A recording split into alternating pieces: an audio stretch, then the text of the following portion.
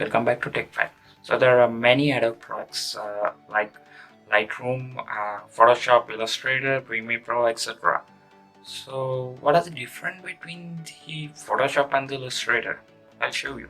Wait, make sure that you hit that subscribe button for more videos and the updates. Artists around the world use various Adobe products to create everything from the icons you see on a website to the movies you watch in a theater.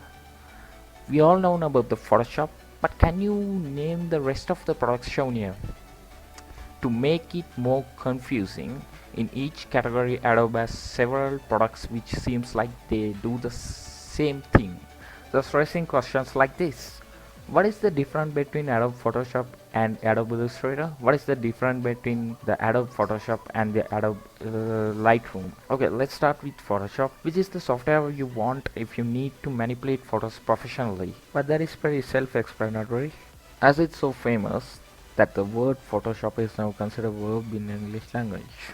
Photoshop is a versatile tool which is great for making posters, advertisement wallpapers and digital artwork. Artists use it to draw, sketch and even paint digitally.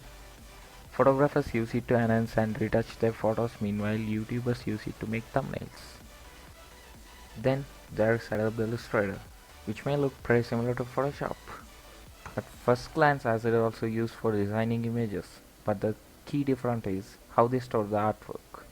Photoshop works with raster art, which means that all photos are stored as pixels.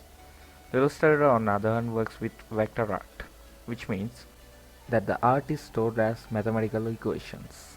Raster art will get pixelated if enlarged it beyond its resolution. However, the vector art can be infinitely enlarged without losing any quality.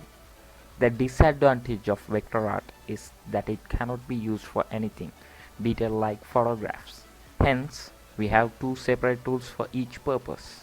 Illustrator is great for making icons, logos, posters and graphics which can be used in other projects. Okay, that's enough for today. Stay tuned for my next video about Adobe InDesign and other Adobe projects. Leave a comment below and don't forget to hit that sub button. See you on my next video. Bye.